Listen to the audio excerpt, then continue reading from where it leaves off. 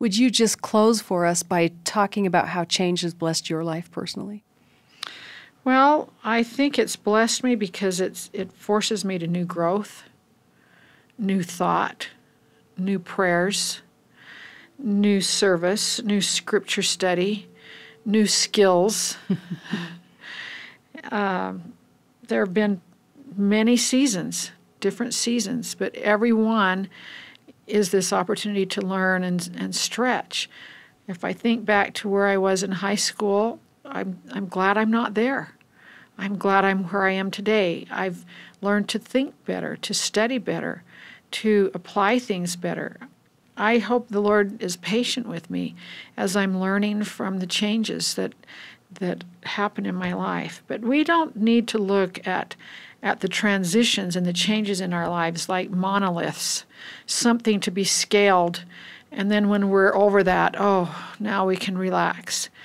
These are opportunities to enjoy the journey. President Hinckley used to talk about that most of life is like an old-time rail journey, and I've used a railroad example already, but cinders and smoke and bumps and turns, and every once in a while a beautiful vista and the clouds parting.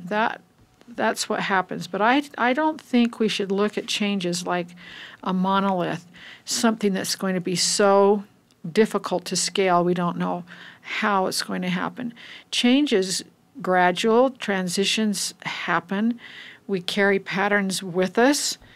We have the Lord's promise and atonement with us.